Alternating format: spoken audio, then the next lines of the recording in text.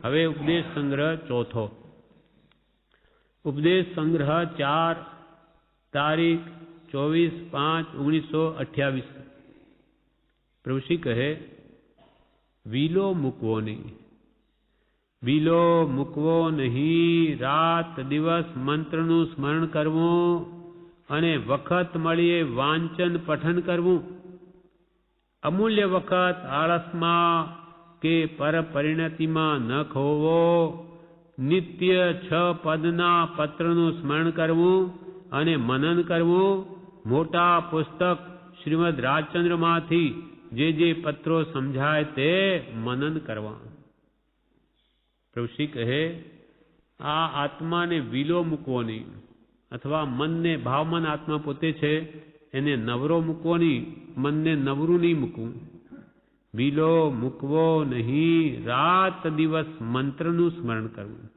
જ્યારે ત્યારે વખત મળે કે તરત જ મંત્રનું સ્મરણ શરૂ કરી દેવું. રાત દિવસ મંત્રનું સ્મરણ કરવું અને વખત મળીએ વાંચન પઠન કરવું. અને વખત મળે તો સત્પુરુષના વચનો વાંચવા અને વિચારવા. વખત મળીએ વાંચન પઠન કરવું. અમૂલ્ય વખત આળસમાં કે પરપરિણતિમાં ન ખોવો. અમૂલ્ય વખત, મનુષ્ય ભાવની એક એક ક્ષણ અમૂલ્ય છે. એને આળસમાં એટલે પ્રમાદમાં કે પરપરિણતિ એટલે વિભાવમાં ન ખોવી. આત્મા સિવાય બધું જ પર છે, બધું જ બંધન કરતા છે બીજા ભાવો. એમાં આપણો અમૂલ્ય સમય ખોવો નહીં. અમૂલ્ય વખત આળસમાં કે પરપરિણતિમાં ન ખોવો. નિત્ય 6 પદના પત્રનું સ્મરણ કરવું અને મનન કરવું. 6 પદનો પત્ર એનું કે છે રોજ સ્મરણ કરવું અને રોજ મનન કરવું, ચિંતન કરવું. કેમ કે એ 6 પદની શ્રદ્ધામાં જ સમ્યક દર્શન રહેલું છે. પ્રથમ પદ આત્મા છે તે નિત્ય છે, કર્તા છે, ભોગતા છે, મોક્ષ અને મોક્ષનો ઉપાય છે. એ 6 પદની શ્રદ્ધા જીવને થઈ જાય ખરેખર નાની સ્વીકારે તેવી, તો એનું કામ થઈ ગયું. એ વ્યવહાર સંકિત છે. એટલે પ્રભુશ્રી કહે, નિત્ય 6 પદના પત્રનું સ્મરણ અને મનન કરવું. મોટા પુસ્તક કાઉન્સમાં શ્રીમદ રાજચંદ્ર માંથી જે પત્રો સમજાય તે મનન કરવા. જે પત્રો આપણને સમજાય વચનામૃતમાં તેનું ચિંતન કરવું, તે મનન કરવા. 18 પાપસ્થાનકમાંથી રતિ અરતિ ન થાય તે ઉપર ખાસ લક્ષ્ય આપવું. અત્યારે તો બધું સુખ છે, પરંતુ જ્યારે રોગ આવશે ત્યારે અકળામણ થશે. કંઈ ગમશે નહીં, ક્યાં જવું, શું કરવું, જીવ નીકળી જશે એમ થશે. તે વખતે શ્રદ્ધા હશે, જ્ઞાન હશે તો સંભાવથી રહી શકાશે. 18 પાપસ્થાનક છે. પહેલું પ્રાણાતિપાત, બીજે મૃષાવાદ, ત્રીજે દત્તાલાન, ચોથે મૈથુન, પાંચમે પરિગ્રહ, છઠ્ઠે ક્રોધ વગેરે. એ બધા 18 પાપસ્થાનકમાંથી રતિ અરતિ ન થાય તે ઉપર પ્રભુશ્રીએ ખાસ લક્ષ્ય આપવું. રતિ એટલે રાગ, ગમવાપણું. અરતિ એટલે અણગમો. આ તો મને નહીં જોઈએ, આ મને નહીં ફાવે એમ, અથવા દ્વેષ થાય એના પ્રત્યે, અથવા આ તો મને બહુ ગમે છે, આ તો મારે જોઈએ જ, એના વગર મારે નહીં ચાલે. આવા રાગ ભાવ કે દ્વેષ ભાવ ન થાય તેના ઉપર કે છે ખાસ લક્ષ્ય રાખવું. કેમ? તો કે રાગ દ્વેષ એ સંસાર છે. કૃપાલ કે આ સંસાર રૂપી ગાડી એ રાગ દ્વેષ રૂપી 2 બળદથી ચાલે છે. હા, નહીં તો અટકન છે ગાડી. રાગ દ્વેષ રૂપ 2 બળદ ન હોય તો સંસાર રૂપી ગાડીનું અટકન છે. મોક્ષમાળામાં કહ્યું એ ગાડી ચાલી જ ન શકે. તેમ જેને સંસારથી છૂટવું હોય એને રાગદ્વેષ ઘટાડવા. બળી ઉપદેશાયામાં કૃપાલ કે ગમે ત્યાંથી રાગદ્વેષ ઘટાડવા, અને એ જેને મટાડ્યા તે જીવ ગમે તે દેશમાં હોય કે ગમે તે વેશમાં હોય, પણ જેના રાગ દ્વેષ ગયા તે મુક્તિને પામ્યો. અને ગમે તે વેશ ધારે પણ રાગ દ્વેષ નહીં કાઢે તો કોઈ દિવસ મુક્તિ નહીં પામે. એટલે 780માં પત્રમાં કૃપાલદેવે કહ્યું કે આ દેહે કરવા યોગ્ય કાર્ય તો એક જ છે કે કોઈ પ્રત્યે રાગ અથવા કોઈ પ્રત્યે કિંચિત માત્ર દ્વેષ ન રહે, સર્વત્ર સમદશા વર્તે, એ જ કલ્યાણનો મુખ્ય નિશ્ચય છે. કલ્યાણ કરવું હોય તો મુખ્ય આ નિશ્ચય કરો કે મારે રાગદ્વેષ કાઢવા જ છે. એકદમ કંઈ જાય નહીં, પણ જેને કાઢવા છે તો એ ધીમે ધીમે જરૂર જશે, મોડા પડે, અને એમ કરતાં કરતાં મંદ થાય, પછી નાશ પણ થાય. 18 પાપસ્થાનકમાંથી રતિ અરતિ ન થાય તે ઉપર ખાસ લક્ષ્ય આપવું. અત્યારે તો બધું સુખ છે, પ્રભુશ્રી કે અત્યારે તો બધું ખાવું પીવું રહેવું બધું સુખ છે, પરંતુ જ્યારે રોગ આવશે ત્યારે અકળામણ થશે, કંઈ ગમશે નહીં. જ્યારે આ શરીરમાં રોગ આવશે, કર્મના ઉદય અશાતા વેદની, ત્યારે અકળામણ થશે, કંઈ ગમશે નહીં. ક્યાં જવું, શું કરવું, જીવ નીકળી જશે એમ થશે.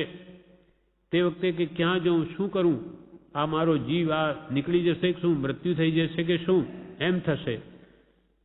તે વખતે શ્રદ્ધા હશે, જ્ઞાન હશે તો તે સંભાવથી રહી શકાશે.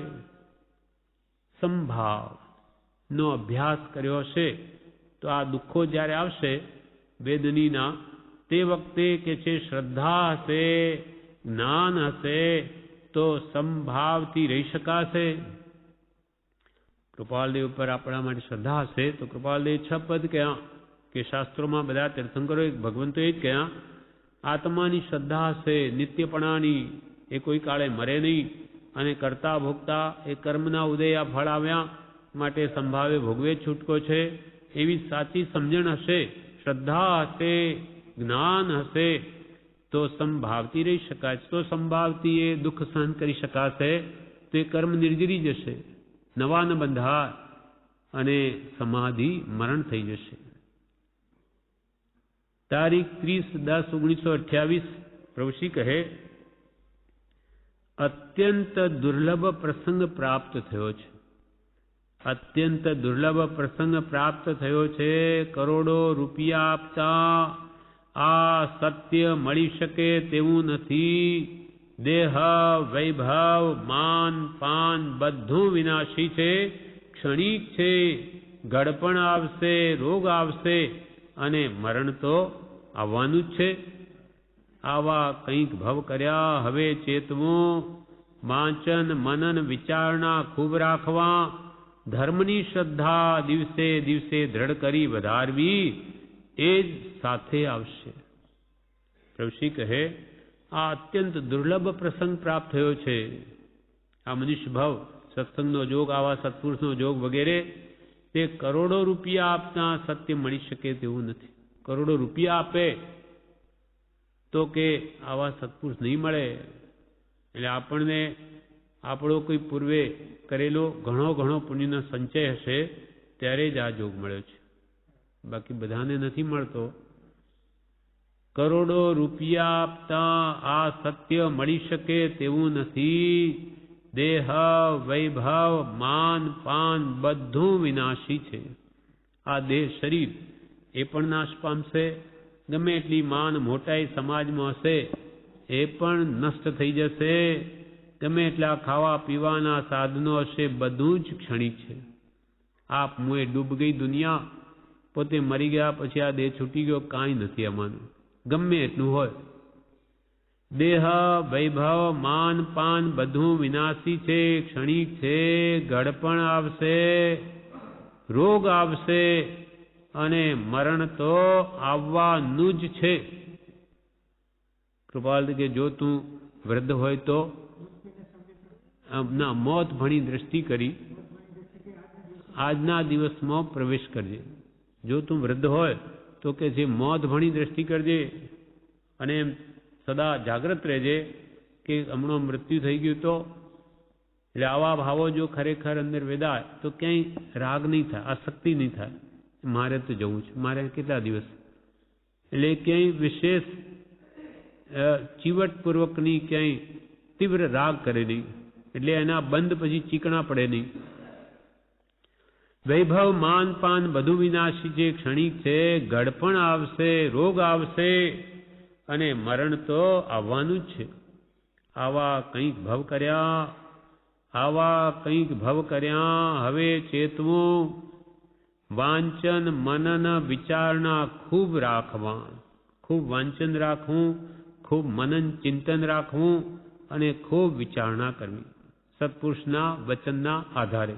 એના વચનો જ વાંચવા, એના આધારે જ વિચારવું. હવે ચેતવું, વાંચન મનન વિચારણા ખૂબ રાખવા. ધર્મની શ્રદ્ધા દિવસે દિવસે દ્રઢ કરી વધારવી. એ સાથે આવશે.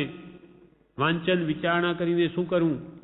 તો કે ધર્મની શ્રદ્ધા દ્રઢ કરવી. દેવગુરુ ધર્મની શ્રદ્ધા દ્રઢ કરવી. ભગવાને જે તત્વ ઉપદેશ્યું, જે બોધ આપ્યો તે સમજીને તેના પ્રત્યે પણ શ્રદ્ધા દ્રઢ કરવી. છપદની શ્રદ્ધા દ્રઢ કરવી. ધર્મની શ્રદ્ધા દિવસે દિવસે દ્રઢ કરી વધારવી. એ જ સાથે આવશે. પ્રભુ કે તમારી સાથે એ જ આવશે. આ સંસ્કાર શુભ કે અશુભ તમે જેવા આત્માને માં નાખ્યા હશે એ આવશે, બીજું કાંઈ નહીં આવે. બાકી બધું જ શરીર સુદ્ધા, સગા સંબંધી, ધન વૈભવ બધું યાદ રહી જશે. એક ધર્મની શ્રદ્ધા દિવસે દિવસે દ્રઢ કરી વધારવી. એ સાથે આવશે. આવો જોગ ફરી નહીં આવે. સંસારમાં પડતા તો અનેક પ્રકારની જંજાળ વળગે. આવો જોગ ફરી ફરી નહીં આવે અને આ સંસારમાં પડતા તો અનેક પ્રકારની જંજાળ વળગે છે. એકલો હોય ત્યાં સુધી જે સુખ છે તે પછી ગ્રસ્ત ધર્મ સ્વીકાર્યા પછી નથી. ભ્રાંતિને લઈને સુખ માને છે, પણ એક પછી એક એની ઉપાધિ વધતી જ જાય છે. એટલે કહ્યું કે મુનિને તો 22 પરિસહ અને ગ્રસ્તને તો અગણિત પરિસહ, કોઈ માપ જ નહીં. ડગલે ને પગલે અનેક પ્રકારની ઉપાધિ આવ્યા જ કરે છે. એમ પ્રભુશ્રી કહે, સંસારમાં પડતા તો અનેક પ્રકારની જંજાળ વળગશે.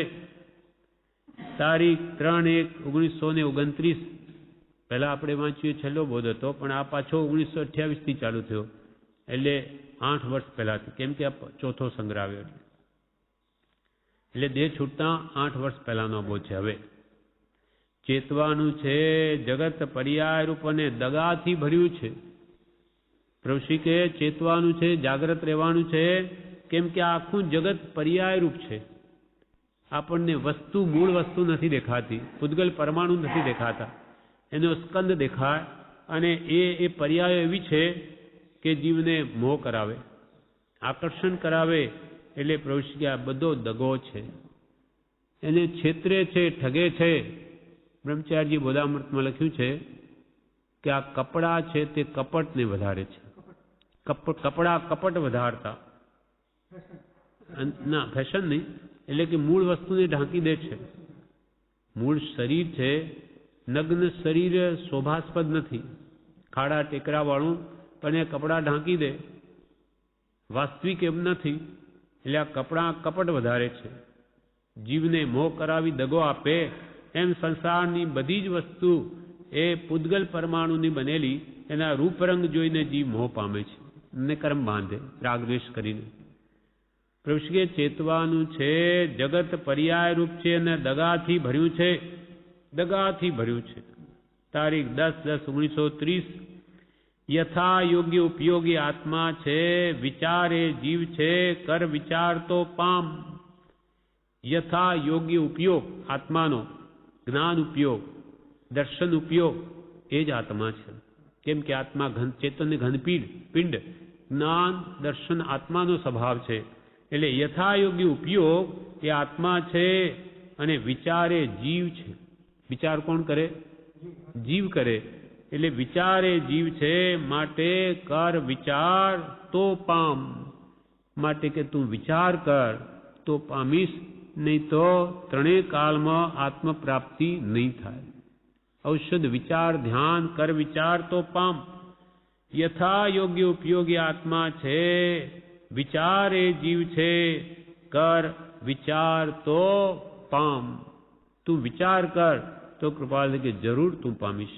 અનાદિકાળમાં જે પ્રાપ્તિ થઈ નથી તે થવાનો એ અવસર આવ્યો છે, પણ વિચાર કર. એટલે બીજું કહીએ કેટલું કર વિચાર તો પામ. સંગ્રહ 4 પાનું 408. પ્રભુશ્રી કહે આત્મા અરૂપી છે, જ્ઞાન ચક્ષુથી જણાય છે. આપણો આત્મા કેવો છે? અરૂપી છે. અરૂપી એટલે જે આંખ વડે આપણને રૂપ રંગાદી દેખા તે ચર્મ ચક્ષુથી જે દેખાય નહીં. ચામડાની આંખની તાકાત નથી કે આત્માના પ્રદેશોને જોઈ શકે, માટે આત્મા અરૂપી પદાર્થ છે. જ્ઞાન ચક્ષુથી જણાય છે. જ્ઞાનરૂપી ચક્ષુ, કેવળ જ્ઞાનરૂપી ચક્ષુ, જ્ઞાન દર્શનરૂપ ચક્ષુ જેને પ્રગટ થયા તે આત્માના પ્રદેશોને જોઈ શકે છે. એક એક પ્રદેશને, એક એક પરમાણુ કે એક એક સમયને પણ એ જોઈ શકે છે. એટલે એ આપણી આ ચર્મ ચક્ષુનો વિષય નથી, એ જ્ઞાન ચક્ષુ જોઈએ. આત્મા અરૂપી છે, જ્ઞાન ચક્ષુથી જણાય છે. જ્ઞાન એ યથા યોગ્ય આત્મા છે. જ્ઞાન એ યથા યોગ્ય આત્મા છે. એટલે કે જેમ છે તેમ જાણવું તે જ જ્ઞાન છે અને તે જ યથાર્થ છે. પદાર્થનું સ્વરૂપ જેમ છે તેમ જાણવું એનું નામ જ સમ્યક જ્ઞાન, અને એ જ આત્મા છે. આત્મા એક જ્ઞાનપિંડ છે, જ્ઞાન ઘનપિંડ. કેમ કે આત્મામાં આનંદ ગુણ છે, તેમાં મુખ્ય ગુણ જ્ઞાન છે. જાણવું ને દેખવું એ આત્માનો સ્વભાવ છે. જ્ઞાન એ યથાયુગ આત્મા છે, યથાયુગ દેખવું એ દર્શન છે. દેખીએ તો આપણે છીએ, પણ આપણે સમ્યક રીતે નથી જોતા, આપણે મિથ્યા રીતે જોઈએ છીએ. આપણે જે પદાર્થને જોઈએ છે એને જે રૂપે જોઈએ છે એ રૂપે નથી. જેમ કે આ પુસ્તકને પુસ્તક રૂપે જોઈએ છે, ખરેખર તો એ પૂતગલ પરમાણુ છે. આજે આની અવસ્થા છે, કાલે પરમાણુ ઘઉં રૂપે થઈ જશે, માટી રૂપે થઈ જશે, કે પાછા કપડા રૂપે થઈ જશે. પણ એ મૂળ સ્વરૂપ આપણને જ્ઞાનચક્ષુ નથી એટલે દેખાતું નથી, પણ યથાયોગ્ય દેખવું એ દર્શન છે. તેમ આપણો આત્મા, આપણો છે આત્મા, આપણો આત્મા જ છે.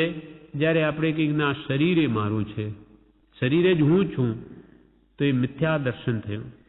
પણ આત્મામાં આત્મબુદ્ધિ કરી અને આત્મ સ્વરૂપને દેખે, ભલે હમણાં વિચારથી દેખે, તો યથાયોગ્ય દર્શન થયું. ત્યાં સુધી મિથ્યા દર્શન છે. યથા યોગ્ય દેખવું એ દર્શન છે. યથા યોગ્ય સ્વરૂપમાં સ્થિરપણું થવું તે ચારિત્ર છે. યથા યોગ્ય એટલે જેમ છે તેમ સ્વ સ્વરૂપમાં સ્થિરતા થવી તેને ચારિત્ર કહે છે.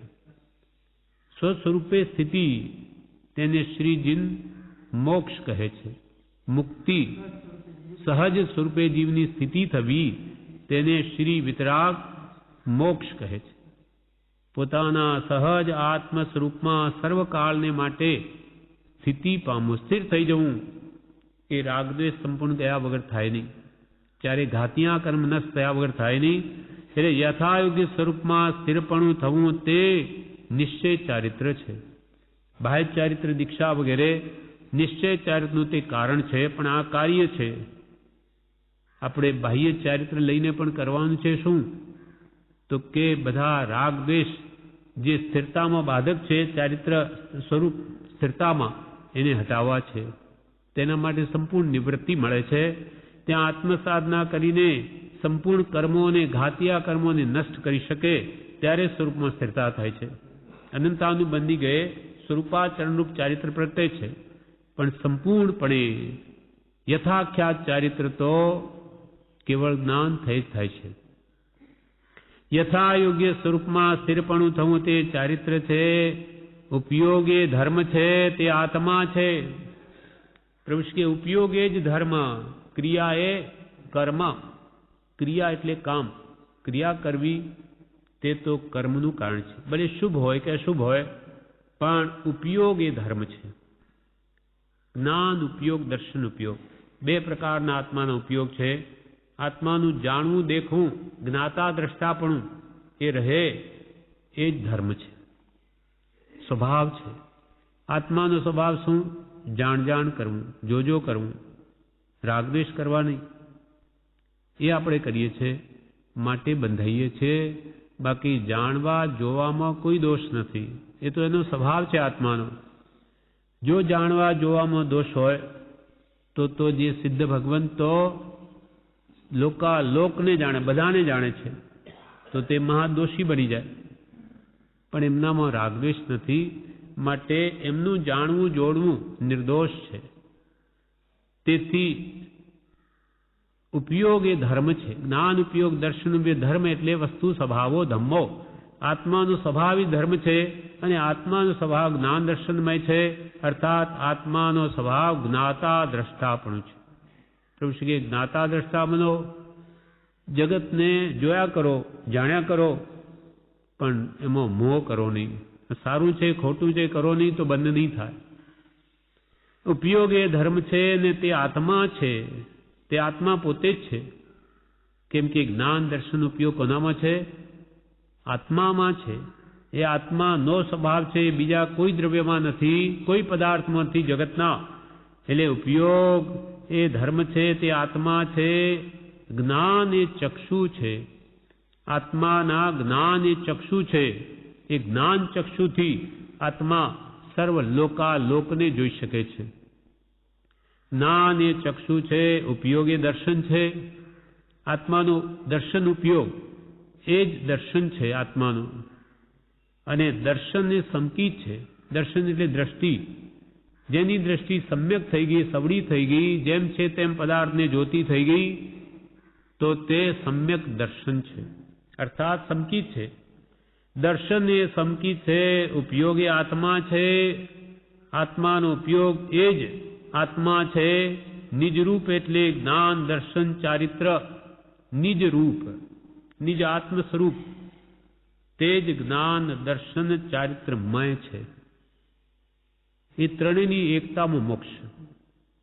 આત્માનું જ્ઞાન મેળવી લે, શ્રદ્ધા કરી લે, પણ તે પ્રમાણે વર્તે નહીં. જે મૂળ માર્ગમાં કહ્યું, પહેલા જ્ઞાનનું સ્વરૂપ બતાવ્યું, પછી દર્શનનું બતાવ્યું, પછી ચારિત્રનું બતાવ્યું. એ ત્રણેય બતાવ્યા પછી કે ત્રણેયની એકતા થાય તો જ મુક્તિ. ત્રણેય એક નહીં થાય એટલે કે જાણે પણ શ્રદ્ધે નહીં, જાણે શ્રદ્ધે પણ તે પ્રમાણે કરે નહીં તોય મુક્તિ નહીં થાય. પણ જાણે શ્રદ્ધે અને તે પ્રમાણે જ કરે તે જ મુક્તિને પામે. એટલે એક ગાથામાં મૂળ માર્ગમાં કૃપાલદેવે કહ્યું, તે ત્રણે અભેદ પરિણામથી રે, તે ત્રણે અભેદ પરિણામથી રે, જ્યારે વર્તે તે આત્મા રૂપ મૂળ માર્ગ સાંભળો જીનનો રે. જ્યારે વર્તે જ્ઞાન દર્શન ચારિત્ર ત્રણેયની એકતા. જ્યારે વર્તે તે આત્મા રૂપ મૂળ માર્ગ સાંભળો જીનનો રે, તેહ માર્ગ જીનનો પામ્યો રે, કિંવા પામ્યો તે નિજ સ્વરૂપ મૂળ માર્ગ સાંભળો જીનનો રે. જીનેશ્વર ભગવંતે જે મૂળ માર્ગ કહ્યો તે કહે છે કે આ રત્નત્રીની એકતા કરવી પડશે. આત્માનું જ જ્ઞાન, આ નિશ્ચય રત્નત્રય, આત્માનું જ જ્ઞાન, આત્માની શ્રદ્ધા અને અંતે આત્મામાં જ રમણતા. જગતની વિસ્મૃતિ કરી નિર્વિકલ્પ ધ્યાન જ્યારે પ્રગટે ત્યારે આત્મામાં સમાઈ જાય છે. તે અનંત સુખ વેદે છે, પણ એટલી બધી નિર્મળતા પવિત્રતા હોવાથી આખું વિશ્વ એમાં ઝલકે છે. એટલી બધી નિર્મળતા કે આખું જગત એમાં દેખાય. જેમ ત્યાં કાચ હોય મોટો આરીસો, તો આપણે બધા એમાં ઝલકીએ. આરીસો તો જળ છે, એમાં કંઈ જાણવા પડવાનું ગુણ હોય નહીં, પણ એની એવો ગુણ ધર્મ છે એમાં કે આપણે બધા આમાં દેખાઈએ જળ હોવા છતાં. તેમ ભગવાન તો ચૈતન્યમય છે, પણ એમનું જ્ઞાન અત્યંત નિર્મળ હોવાથી ત્રણેય લોક કે અલોક બધું એમાં ઝલકે છે. કેમ કે રત્નત્રયની એકતા કરી દીધી. જેમ જાણ્યું, જેમ સધ્યું, તે પ્રમાણે તે મય બની ગયા, તે રૂપ બની ગયા. અને એવી રીતે પાછા વ્યવહાર રત્નત્રય પણ હોય. આ જો જાણવું આપણે આ શાસ્ત્રો, તે વ્યવહાર સમ્યક જ્ઞાન છે, અને એનું શ્રદ્ધાન કરવું તે વ્યવહાર સમ્યક દર્શન છે. અને સંયમ તપ જપ આદિ ભક્તિ સ્વાધ્યાય વગેરે કરવા એ વ્યવહાર સમ્યક ચારિત્ર છે. પહેલા વ્યવહાર આવે અને એ પછી નિશ્ચયનું કારણ બને છે. અને એ થતાં રત્નેત્રની એકતા જ્યારે થઈ ગઈ કે આત્મા સંપૂર્ણ શુદ્ધતાને પામે છે અને ત્યારે જ એની મુક્તિ થાય છે સર્વકર્મથી. એટલે પ્રભુશ્રી કહે નિજ રૂપ પોતાનું આત્મા સ્વરૂપ એટલે જ્ઞાન દર્શન ચારિત્ર ભાન નહીં નિજ રૂપનું તે નિશ્ચય નહીં સાર. જ્યાં સુધી પોતાના શુદ્ધ સ્વરૂપનું ભાન થયું નથી ત્યાં સુધી તમારો કરેલો કોઈ પણ નિશ્ચય સારરૂપ નથી. કેમ? તો કે તમારી જાતને તમે ઓળખી નહીં તો બીજાને શું ઓળખી શકો તમે? ભાન નહીં નિજ રૂપનું તે નિશ્ચય નહીં સાર. તૃષ્ણા વાસના ઈચ્છા વાંછા તે અજ્ઞાન છે. આવી એક એક લીટી જુદી જુદી પ્રવૃત્તિ બોલ્યા હશે. આવા જુદા જુદા બધા લખેલા છે એક એક લીટીના. તૃષ્ણા વાસના ઈચ્છા વાંછા તે અજ્ઞાન છે. તૃષ્ણા એટલે મેળવવાની ઈચ્છા. આ જીવની તૃષ્ણા આકાશ જેવી અનંત છે. આકાશનો જેમ અંત નથી તેમ આપણી તૃષ્ણાનો કોઈ અંત નથી. ગમે એટલું આપણને મળી જાય તો વિશેષ મેળવવાની જ ઈચ્છા રહ્યા કરે. પહેલા 5,000 હોય તો મને 50,000 મળી જાય તો સારું. 50 મળી જાય તો હવે તો લાખ થઈ જાય ઠીક થાય. લાખ થઈ ગયા તો કે હવે આ ખર્ચા આવશે 5 લાખ હોય ને પછી નિરાશ. હા, પછી બંગલો યાદ આવે. હા, પછી 5 લાખમાં શું થાય? કંઈ 25 લાખ હોય તો બધું બરાબર ઠીક રહેશે. આમ 50-25 કરોડ થઈ જાય ને તો એના તૃષ્ણાનો અંત નહીં આવે. એવી તૃષ્ણા કૃપાલ કે અનંતા જ્ઞાનીઓ પણ એ કહ્યું કે આકાશનો જેમ છેડો નહીં તેમ તૃષ્ણાનો પણ અંત નથી. અને કૃપાલ કે જન્મ મરણ કોના છે? જે તૃષ્ણા રાખે તેના. જેની તૃષ્ણા જેટલી વધારે તેટલા તેના જન્મ મરણ પણ વધારે. તૃષ્ણા વાસના 5 ઇન્દ્રિયોની સુખની કલ્પના એમાં કરી ને વાસનાઓ છે. સૂંઘવા સાંભળવા જોવા કોમળ સ્પર્શ કરવા વગેરેની એ વાસનાઓ જીવને અનાદિથી પીડે છે. એ તૃષ્ણા વાસના ઈચ્છા અનેક પ્રકારની ભૌતિક પદાર્થની ઈચ્છાઓ જાગ્યા કરે છે. ઈચ્છા નવી નવી ઉગી કળ ન વળે છે. એક ઈચ્છાઓ પૂરી કરે બીજી પતી ગઈ ત્રીજી. આમ સવારથી સાંજ સુધી આપણને કંઈ ને કંઈ ઈચ્છાઓ પીડ્યા જ કરે છે. વાંછા તે અજ્ઞાન છે. એ બધું અજ્ઞાનને લઈને થાય. સમ્યક જ્ઞાન જો થઈ ગયું હોય તો એની તૃષ્ણાએ ઘટી જાય, એની વાસના પણ ઘટી જાય અને ઈચ્છાઓ પણ મટી જાય. એ બધાનું કારણ આત્મજ્ઞાન છે. સર્વ દુઃખ અને સર્વ ક્લેશથી મુક્ત થવાનો ઉપાય એક આત્મજ્ઞાન છે.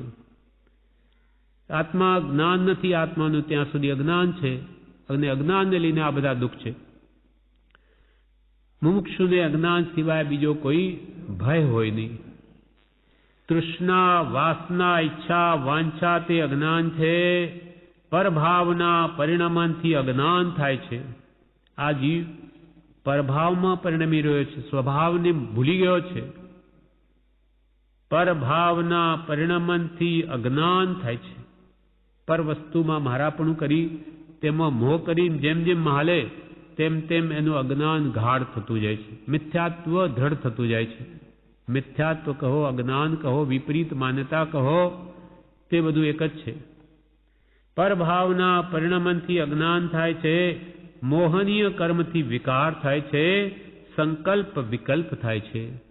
મોહનીય કર્મ 8 કર્મ તો અનંત પ્રકારના, તેમાંય મુખ્ય 8 અને તેમાંય મુખ્ય મોહનીય 8 કર્મોમાં બધા કર્મોને ભગવાને વણી લીધા અને 8નો પણ ઉપરી સૌથી વિશેષ રાજા જેવો તે આ મોહનીય કર્મ છે. તેમાં મુખ્ય 8 ને તેમાંય મુખ્ય મોહનીય. હણાય તે કહું પાઠ, એટલે કે આ મોહનીય કર્મ હણાય એવો તમને પાઠ શીખવું કે જેથી બધા કર્મો આપોઆપ હણાઈ જશે. રાજા જીતાય તો એની સેના દળ, એનું બધી અધિકાર, બધું ઐશ્વર્ય બધું જીતાઈ જાય છે. તેમ એક મોહનીય કર્મ જો જીતી ગયા, મોહને જીતી ગયા તો જ્ઞાનાવરણીય, દર્શનાવરણીય અંતરાય બધા જ તૂટી જશે, એમનું બળ ચાલશે જ નહીં. મોહનીય કર્મથી વિકાર થાય છે, સંકલ્પ વિકલ્પ થાય છે. ઉપજે મોહ વિકલ્પથી સમસ્ત આ સંસાર, અંતર્મુખ અવલોકતા વિલય થતા નહીં વાર. મોહ ઉપજે મોહ વિકલ્પથી, મોહના વિકલ્પો કરી અને આખો સંસાર ઉભો કરી દીધો છે. પોતાનો સંસાર ઈશ્વરે નથી કર્યો, પોતે કર્યો છે. પોતે સંસાર ઉભો કર્યો. મોહનીય કર્મના કારણે વિકલ્પો કરી અને ઇન્દ્રિયોમાં સુખ માણી, સંસારમાં સુખ માણીને આખો સંસાર ઉભો કરી દીધો છે. ઉપજે મોહ વિકલ્પથી સમસ્ત આ સંસાર, પણ અંતર્મુખ અવલોકતા વિલય થતા નહીં વાર. અંતર્મુખ અવલોકન જો થઈ જાય, અંતરાત્મ દ્રષ્ટિ જ્ઞાની પુરુષના બોધે, તો એ મોહ જતા કે વાર પણ નહીં લાગે. કૃપાલ કે મોહનીય કર્મ ભોળું છે, વેદનીય કર્મને તો ભોગવવું જ પડે. જ્યારે મોહનીય કર્મ તો માત્ર સમજાવ્યાથી હટી જાય. આમ બળવાન છે, અનાદિકાલથી એને પીડે, પણ જો જ્ઞાની પુરુષના બોધે વાત સમજી જાય તો કાંઈ નથી, ફરતા વારી નહીં.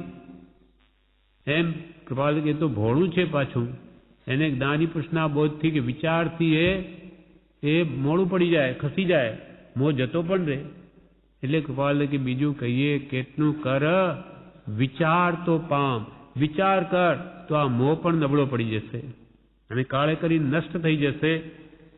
એટલે મોહનીય કર્મથી વિકાર થાય છે, સંકલ્પ વિકલ્પ થાય છે. પરભાવમાં પ્રીતિ કરે છે તે મોહથી, અજ્ઞાન આત્માથી થાય છે. પરભાવમાં આત્મા સિવાય બધો પરભાવ છે, તેમાં જીવ પ્રીતિ કરે છે, મોહ કરે છે, તે મોહનીય કર્મથી જ. મોહનીય કર્મનો આપણને ઉદય હોય અંદરમાં, તેને લઈને આ પર પદાર્થમાં એને પ્રીતિ થાય છે, મોહ થાય છે. પરભાવમાં પ્રીતિ કરે છે તે મોહથી, એટલે મોહનીય કર્મના બળે અજ્ઞાન આત્માથી થાય છે.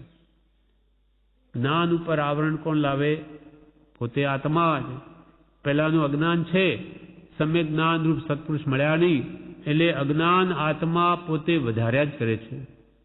અજ્ઞાન આત્માથી થાય છે, પણ નિજ ભાવમાં જાય તે જ્ઞાન અને પરભાવમાં જાય તે અજ્ઞાન. વ્યાખ્યા કરી એની, નિજ ભાવ, નિજ આત્મ સ્વભાવમાં આત્મા પોતે જાય તો તેનું નામ તો જ્ઞાન, અને નિજ સ્વભાવ મૂકી દઈ પરભાવમાં જાય તેનું નામ અજ્ઞાન છે. શુદ્ધ ભાવમાં પરિણમે તે જ્ઞાન છે. શુદ્ધ જે આત્માનું મૂળ સ્વભાવ છે એમાં જો આત્મા પરિણમે તો જ તે સમ્યક જ્ઞાન છે. શુદ્ધ સ્વભાવ, મોક્ષ કયો નિજ શુદ્ધતા, પોતાના આત્માની શુદ્ધિ કરવી, એટલે કે રાગ દ્વેષથી એને છોડાવવો, એનું નામ જ મોક્ષ છે. રાગ દ્વેષથી સંપૂર્ણ છૂટ્યો કે મુક્તિ નિશ્ચય, પછી ગમે તે વેશે કે ગમે તે દેશે, ગમે તે જાતિમાં હોય, પણ રાગ દ્વેષ જેના ગયા તેની મુક્તિ નિયમા થાય જ. પછી વેશ કે દેશ કે જાતિ કે પક્ષ કોઈ આડો ના આવે. અને જ્યાં ત્યાંથી રાગ દ્વેષ રહિત થવું એ જ મારો ધર્મ છે, એટલે એ જ આત્માનો ધર્મ છે. કેમ કે આત્મામાં રાગ દ્વેષ છે નહીં. શુદ્ધ ભાવમાં પરિણમે તે જ્ઞાન છે, અશુદ્ધ ભાવમાં પરિણમે તે અજ્ઞાન છે. બાહ્યાત્મા, અંતરાત્મા, પરમાત્મા, ત્રણ પ્રકારે આત્મા. સંસારમાં મોહ વિકારમાં જીવ વર્તે તે બધા બહિરાત્મા. પાંચ ઇન્દ્રિયના વિષયોમાં સુખ માને અને આખી જિંદગી કંચન કાંતાના મોહમાં પડ્યો રહે તે બધા બહિરાત્મા. અને સત્પુરુષની દ્રષ્ટિ એ જે આત્મશુદ્ધિનો ઉપાય આદરે તે બધા અંતરાત્મા. અને અંતરાત્મ દ્રષ્ટિ કરી રાગ દ્વેષને હટાડી જે આત્મ સ્વરૂપનું વેદન કરતા કરતા પરમાત્મ સ્વરૂપને પામી લે તે બધા છે પરમાત્મા. બહિરાત્મા, બાહ્યાત્મા, અંતરાત્મા, પરમાત્મા પરભાવમાં પરિણમે ત્યાં બંધન થાય છે. આત્મા સ્વભાવ મૂકીને પરભાવમાં પરિણમે, એમાં જે રમે છે આનંદ માને છે ત્યાં જીવને કર્મનું બંધન થાય છે. પરભાવમાં પરિણમે ત્યાં બંધન થાય છે. સ્વભાવમાં પરિણમે ત્યાં મોક્ષ એટલે મુકાવવું થાય છે.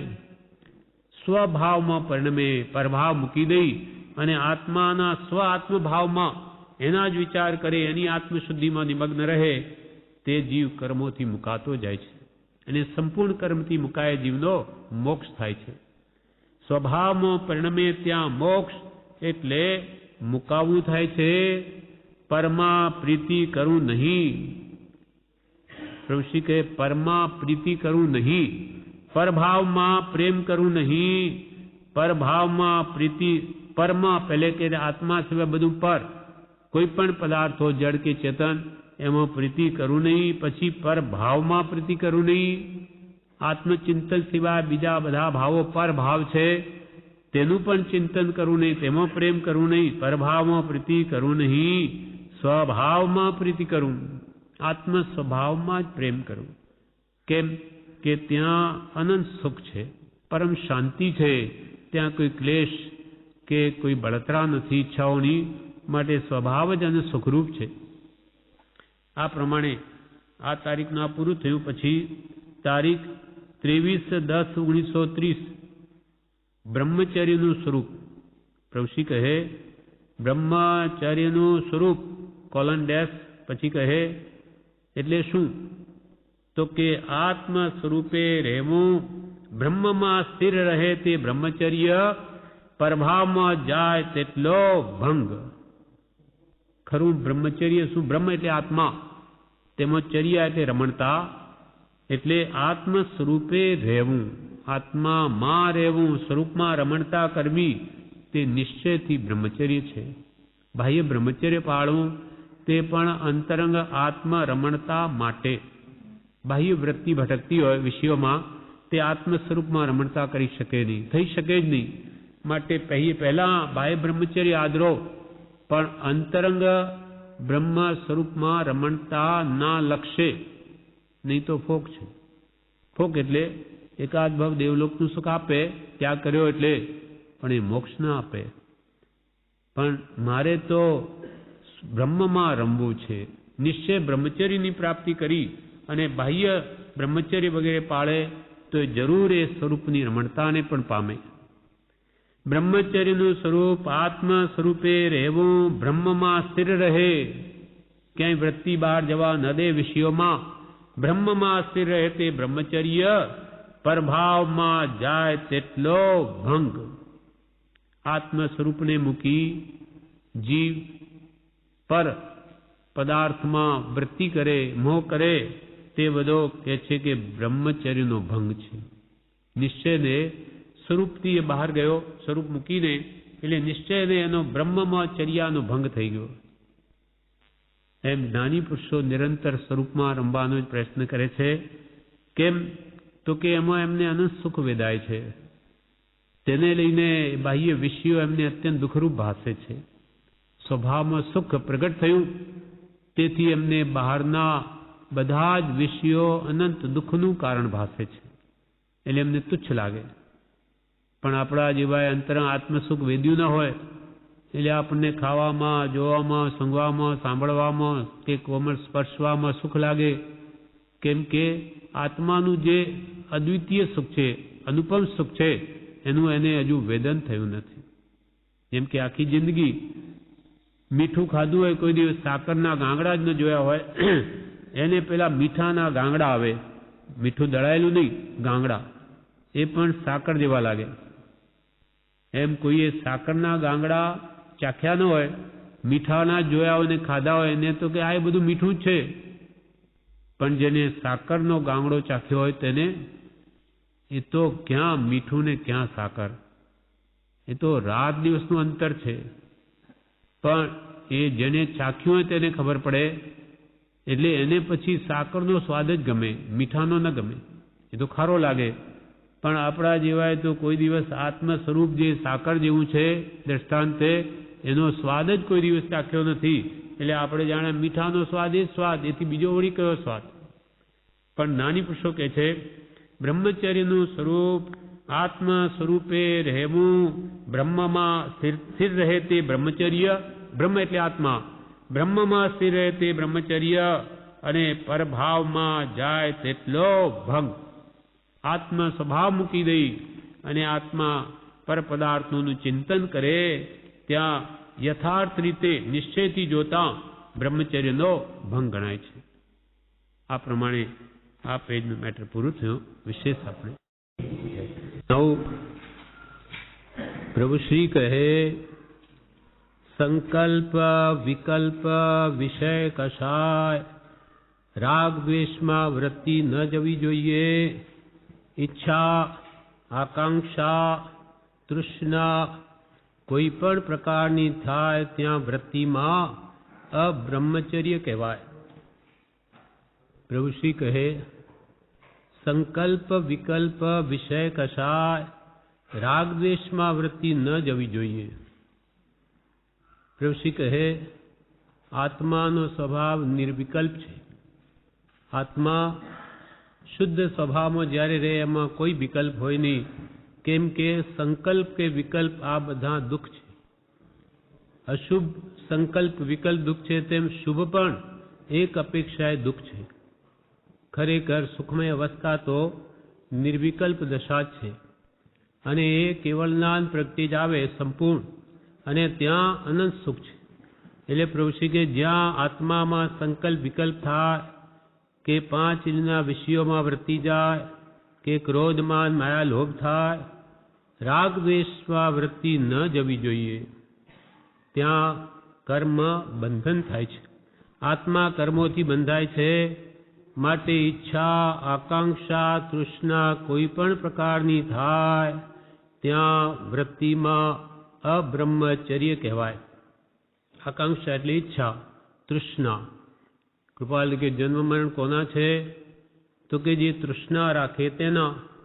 જેટલી ઈચ્છા, આકાંક્ષા, વાંછા, તૃષ્ણા, આશા જેટલી પરપદાર્થની વધારે, તેટલો આત્મા વિશેષ કર્મબંધનથી ગાઢ થાય છે.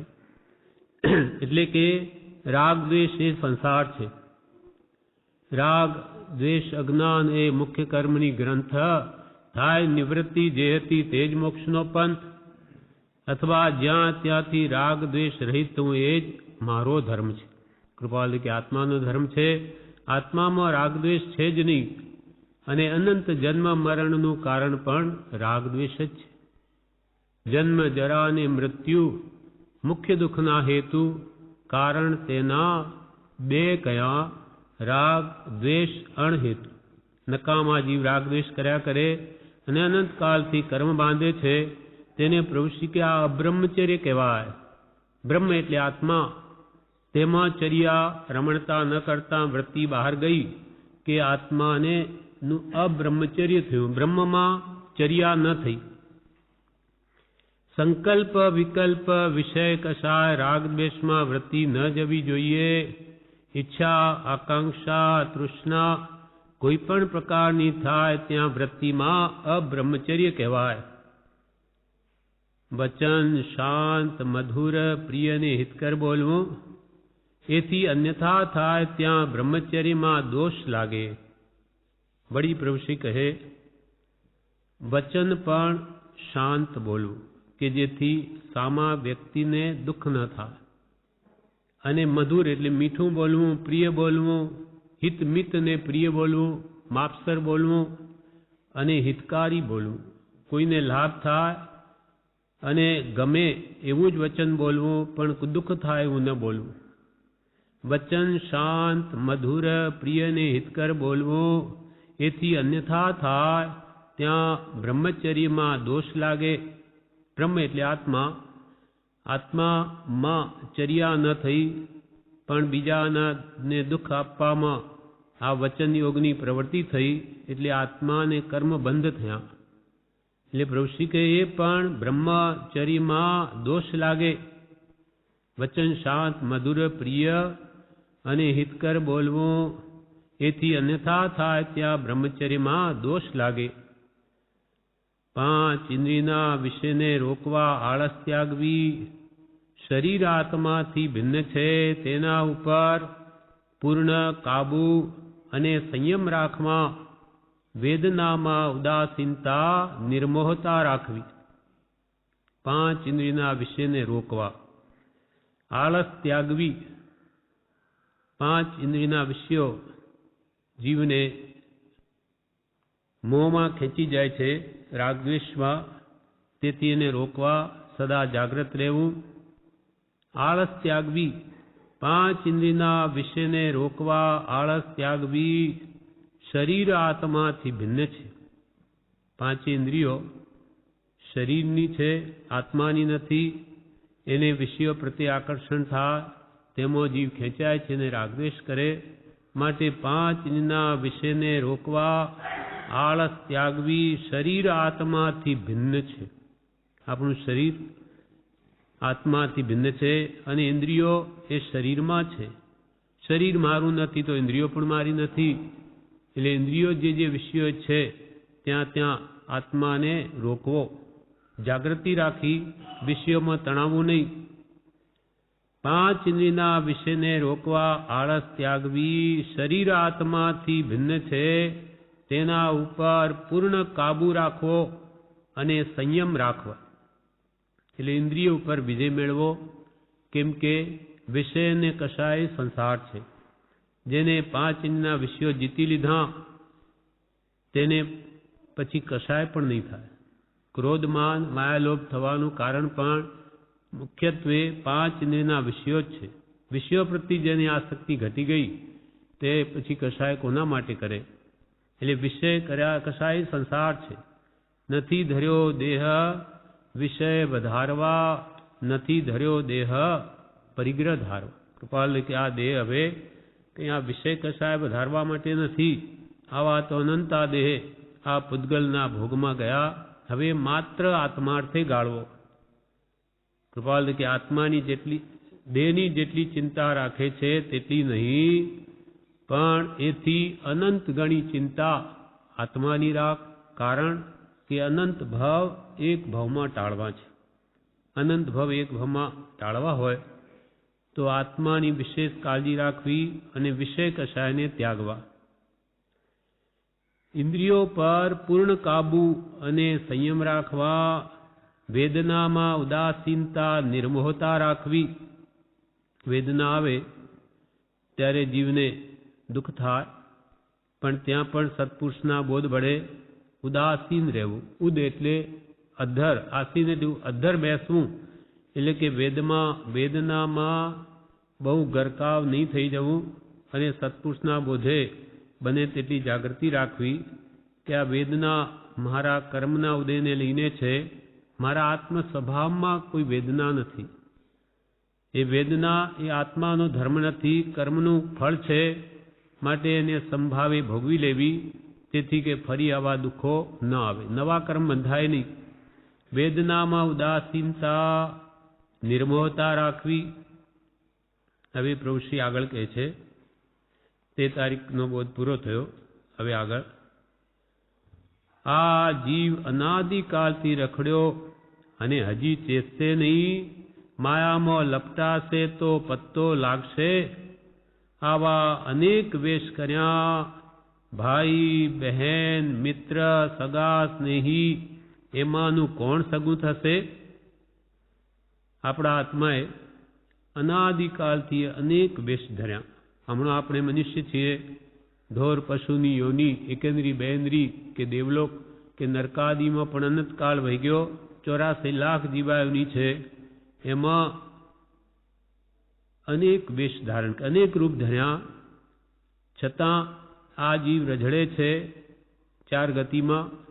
કેમ કે હજુ એને 4 ગતિનું કારણ રાગદ્વેષ છે.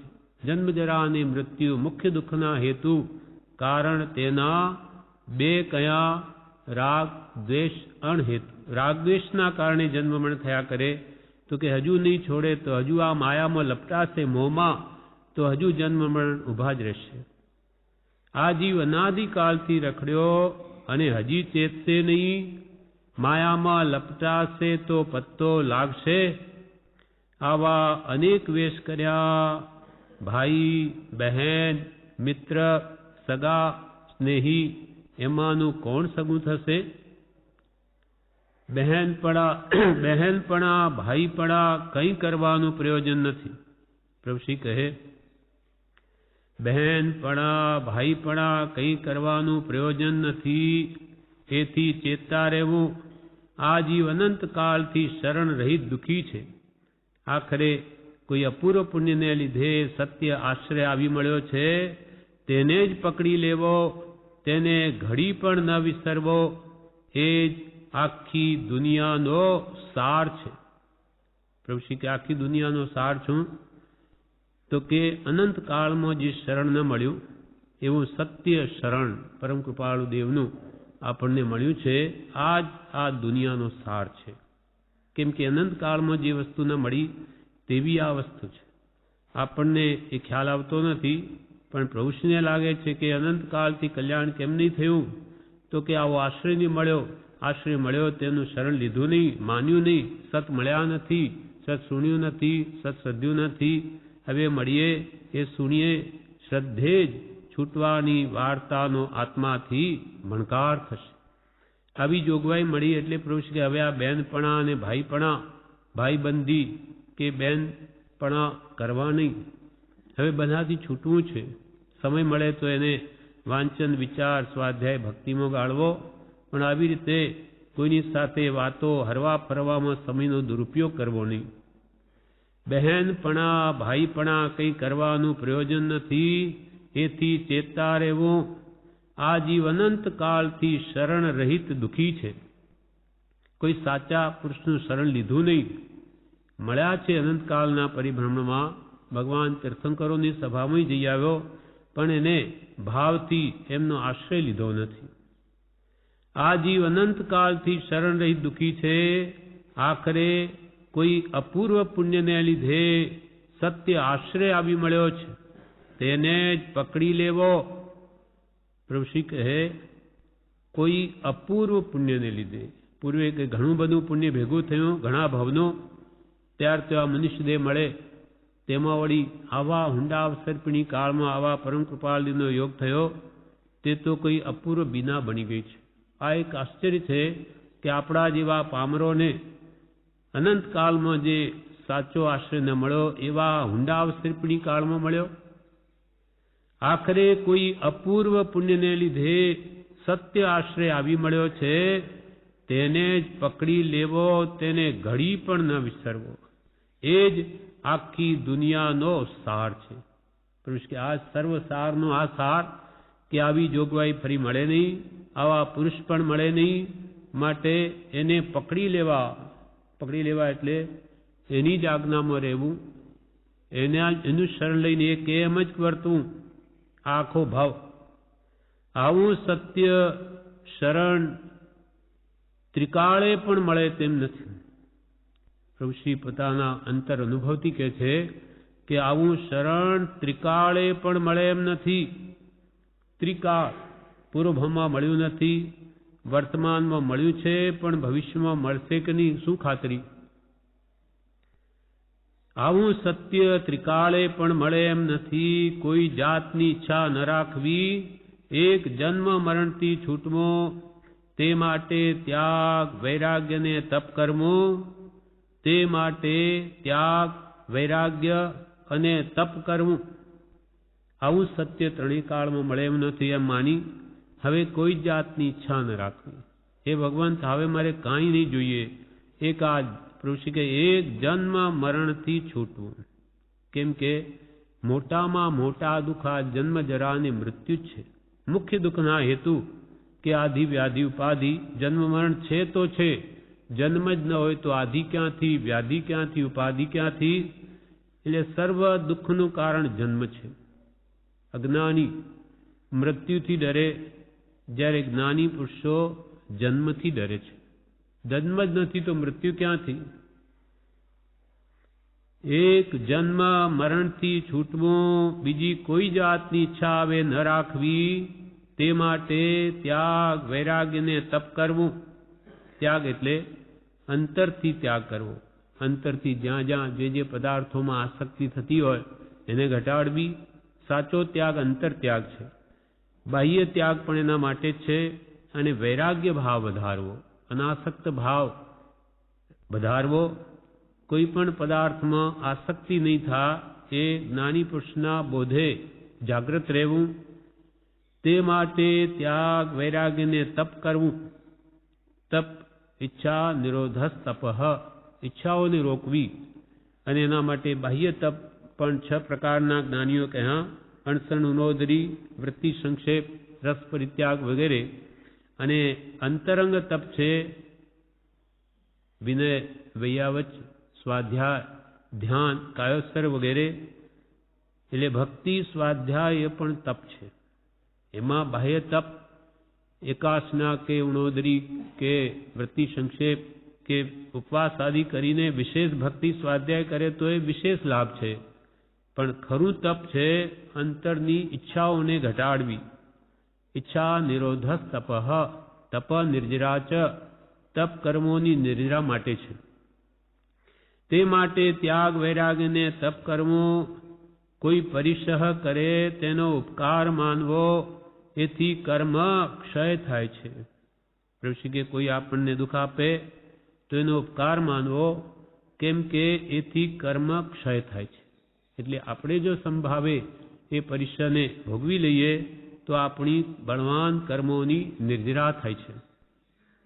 કોઈ પરિસહ કરે તેનો ઉપકાર માનવો, એથી કર્મ ક્ષય થાય છે. પ્રભુ આ કાળે બહુ સમજવાનું છે. પ્રભુ કહે આ કાળે બહુ સમજવાનું છે. જ્ઞાનની પ્રાપ્તિ દુર્લભ છે. દરેક જાતના કામકાજમાં વૃત્તિ ખેંચાઈ જાય. આખા દિવસના દિવસ પરવૃત્તિમાં જાય ધર્મ નથી. આત્માનું સ્મરણ, ચિંતવન, વાંચન, મનનાદિ આત્માર્થે કરેલું એ જ ખરું છે. બીજું માત્ર ઉદય આવીએ મન વચન પ્રવર્તાવવા, પણ માત્ર ઉદય આવીએ વચન કાયા પ્રવર્તાવવા, પણ એમાં મન પરોવવું નહીં. ચિંતા કરવી ત્યાં દગો છે. જેટલો વખત ધર્મમાં ગાળીએ એટલું જીવતર, બાકી વૃથા કાળ જાય તેટલું પસ્તાવાનું કારણ. મરણ આવતા વાર નથી અને વિલો મૂકીશું તો પછી શું હાથ લાગશે? પ્રભુશ્રી કહે આ કાળે પ્રભુ બહુ સમજવાનું છે. કેમ કે આખો માર્ગ સમજણનો છે. સમજ સાર સંસાર में સમજું ટાળે દોષ, સમજ સમજ કર જીવી ગયા અનંતા મોક્ષ. શું સમજવું છે? પોતાનું સ્વરૂપ સમજવાનું છે.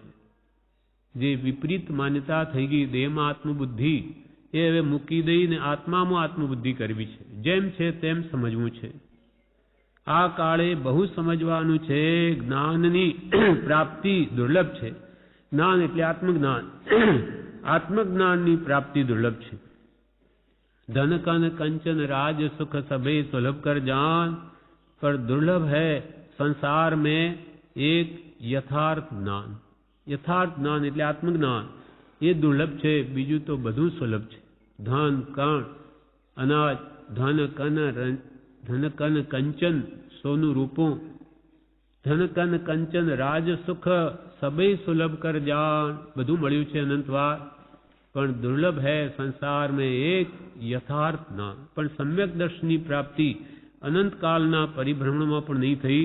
એટલે પ્રભુ કે જ્ઞાનની પ્રાપ્તિ દુર્લભ છે. આ કાળે બહુ સમજવાનું છે. જ્ઞાનની પ્રાપ્તિ દુર્લભ છે. દરેક જાતના કામકાજમાં વૃત્તિ ખેંચાઈ જાય. અનાદિનો અભ્યાસ છે એટલે પર પદાર્થમાં વૃત્તિ ખેંચાઈ જાય. કામકાજ દરેક જાતના કામકાજમાં વૃત્તિ ખેંચાઈ જાય. આખા દિવસના દિવસ પર વૃત્તિમાં જાય ધર્મ નથી. દિવસના દિવસ આત્મવિચારણાને મૂકી દઈ પર વિચારમાં જાય તો એ કે ધર્મ નથી. ધર્મ કે આત્મ સ્વભાવ કહું. આત્માનો સ્વભાવ જેથી નિર્મળ થાય, પ્રગટ થાય, એના માટે કરેલી પ્રવૃત્તિ એ સત્કાર્ય છે. બાકી બધું નિરર્થક છે. આખા દિવસના દિવસ પ્રવૃત્તિમાં જાય ધર્મ નથી. આત્માનું સ્મરણ, ચિંતવન, વાંચન મનનાદિ આત્માર્થે કરેલું એ જ ખરું છે.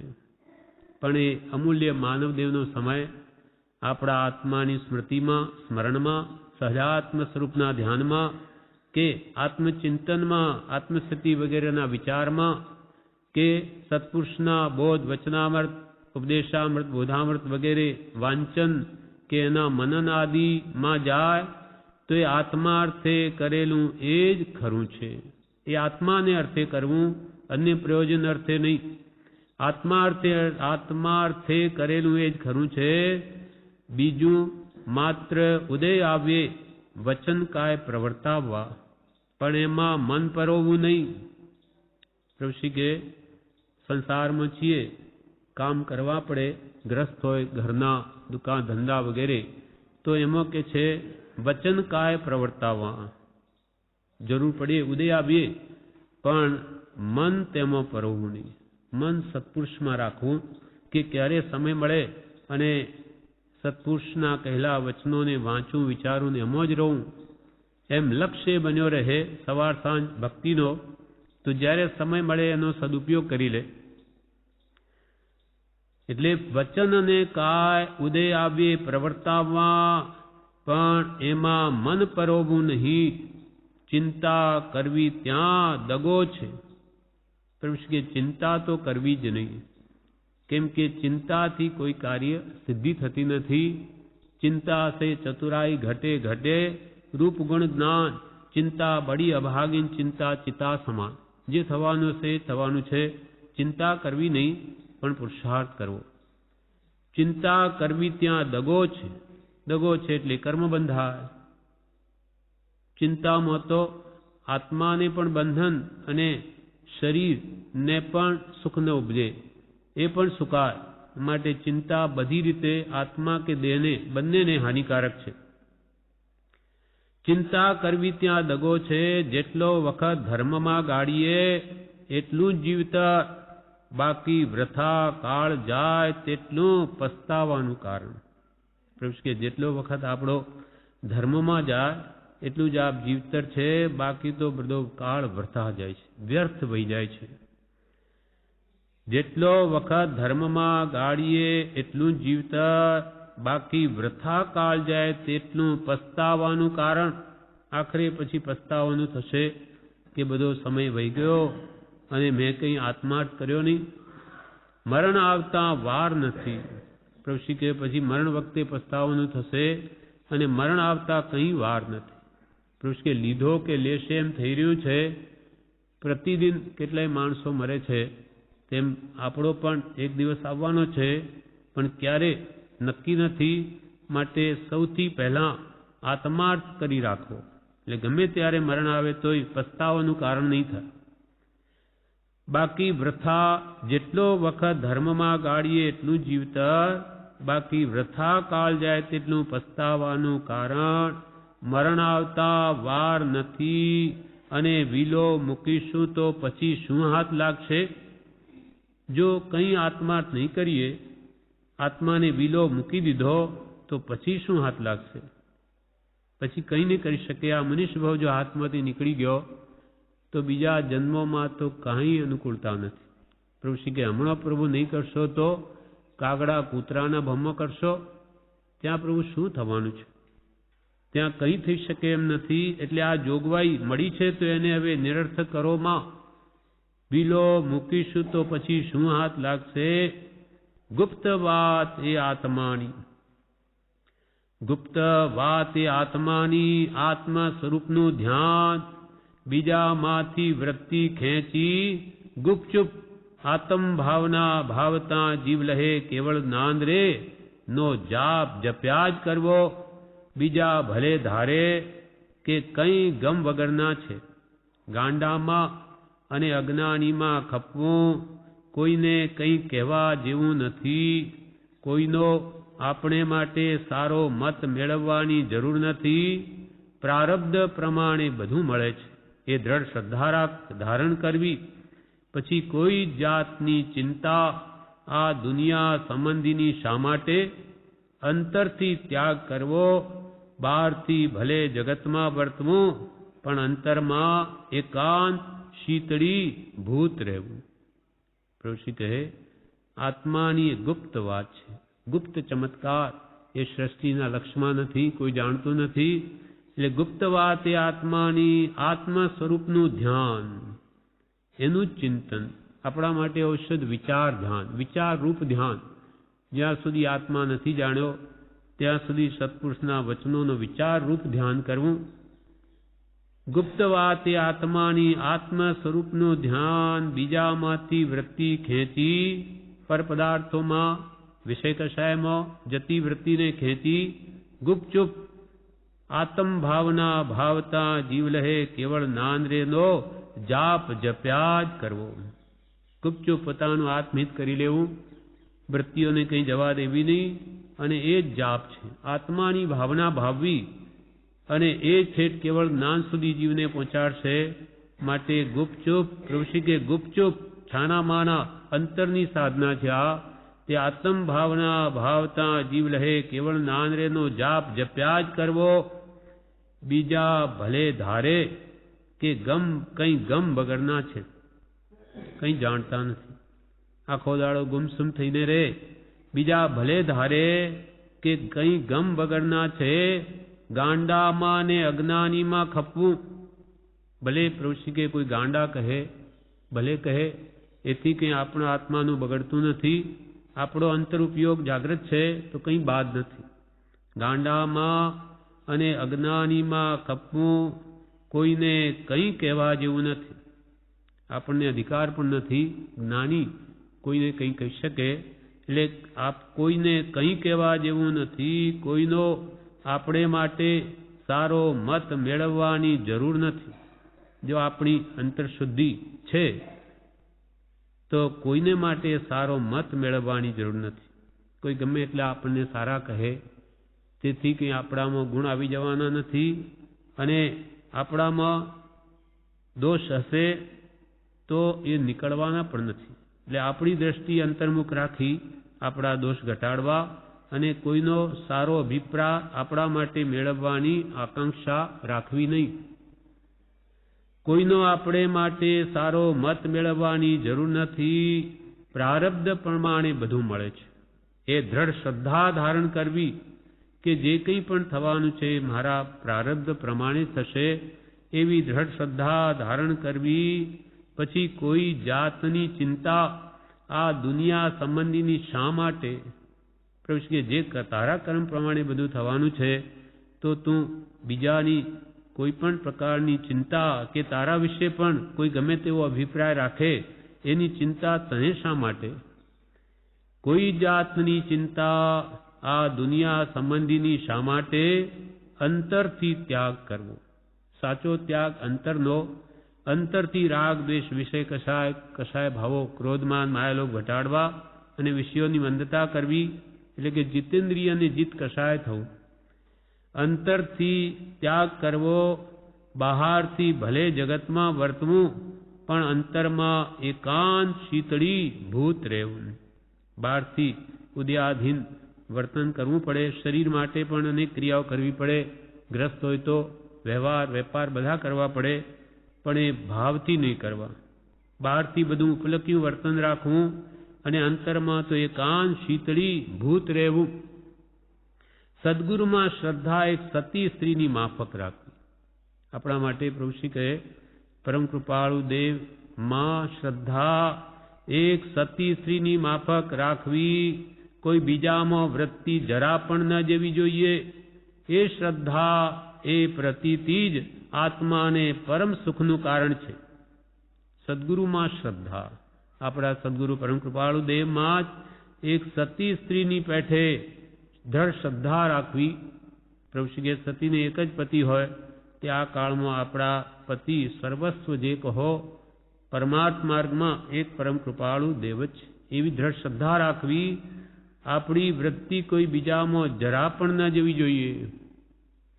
સદગુરુમાં શ્રદ્ધા એક સતી સ્ત્રીની માફક રાખવી. કોઈ બીજામાં વૃત્તિ જરા પણ ન જવી જોઈએ. એ શ્રદ્ધા એ પ્રતીતિ જ આત્માને પરમ સુખનું કારણ છે. એક પરમ કૃપાળ દેવમાં શ્રદ્ધા રાખી એની આજ્ઞાએ જીવ વર્ત્યો જશે તો સાચું આત્મજ્ઞાન પામશે અને આત્માને પરમ સુખનું તે કારણ થશે. માટે પ્રતિથી જ આત્માને પરમ સુખનું કારણ છે. એ સુખ તો અનંત આનંદરૂપ છે. પછી આત્માનો અનુભવ થયે અનંત સુખ વેદનમાં આવશે. એ સુખ તો અનંત આનંદરૂપ છે. એના આગળ આ દુનિયાનું સ્વર્ગનું સુખ ઘણું તુચ્છ છે. માટે બધી જાતની તુચ્છ ઈચ્છાઓ ત્યાગવી, કોઈ પણ જાતની આત્મપ્રશંસા સાંભળી ઘણું ચેતવું, કેમ કે એ મહા હાનિકારક છે. પ્રભુશ્રી કહે જે આત્માનું સુખ છે એના આગળ તો આ દુનિયાનું સ્વર્ગનું સુખ પણ ઘણું તુચ્છ છે. નાનીને આનો અનુભવ છે, આપણને અનુભવ નથી તો પણ શ્રદ્ધાથી માની રાખવું કે આત્માના સુખ આગળ આ દુનિયાનું સ્વર્ગનું સુખ ઘણું તુચ્છ છે. માટે બધી જાતની સાંસારિક તુચ્છ ઈચ્છાઓ ત્યાગવી, કોઈ પણ જાતની આત્મપ્રશંસા સાંભળી ઘણું ચેતવું. પોતા વિશેની આત્મપ્રશંસા કંઈ થતી હોય તો એ સાંભળીને વિશેષ જાગૃત રહેવું, કેમ કે એ પડવાના કારણ છે. એથી માણસની ઉન્નતિ ન થાય પણ અવનતિ થાય. કોઈ પણ જાતની આત્મપ્રશંસા સાંભળી ઘણું ચેતવું, કેમ કે એ મહા હાનિકારક છે. પ્રભુશ્રી કે ગલગલિયા આવે છે, માન આપે ત્યારે એને ગમે, પણ ખરેખર આત્માને નુકસાનકારક છે. માટે કે છે આત્મપ્રશંસા સાંભળી ઘણું ચેતવું, કેમ કે મહા હાનિકારક છે. દરરોજ આત્મભાવમાં અને પરભાવમાં કેટલી પ્રવૃત્તિ કરી તેનો હિસાબ રાખવો. પ્રતિદિન સવારથી સાંજ સુધી આખી પ્રવૃત્તિઓ બધી થઈ હોય એમાં પ્રભુશ્રી કે આત્મભાવમાં કેટલો સમય ગયો, ભક્તિ સ્વાધ્યાયમાં કેટલું ગયું, કે સ્મરણમાં કેટલી વૃત્તિ રહી, કે આખો દિવસ પરભાવમાં જ ગયો. દરરોજ આત્મભાવમાં અને પરભાવમાં કેટલી પ્રવૃત્તિ કરી તેનો હિસાબ રાખવો. જેમ આપણે વેપારી રોજે સાંજે કેટલી વકરી થઈ કે દુકાનમાં હિસાબ મેળવે, તેમ રોજનો રોજ આપણે આજનો દિવસ કેમ ગયો સવારથી સાંજ સુધી કલાક. પ્રભુશ્રી કે 1 કલાક તો ઓછામાં ઓછો આત્માર્થે જવો જ જોઈએ, ઓછામાં ઓછો. બાકી તો જેટલું કરો એટલું ઓછું છે. આખો દિવસ રાત એમાં રહેવા કહ્યું છે, પણ 1 કલાક નિયમિત કરે તો પણ એને સાચા ભાવ જાગશે અને સમજાતા એનો કાળ વિશેષ ભક્તિ સ્વાધ્યાયમાં રહેવાનો વધશે. એટલે પ્રભુશ્રી કહે દરરોજ આત્મભાવમાં અને પરભાવમાં કેટલી પ્રવૃત્તિ કરી તેનો હિસાબ રાખવો. આ પ્રમાણે તે દિવસનો બોધ પૂરો થયો. વિશેષ આપણે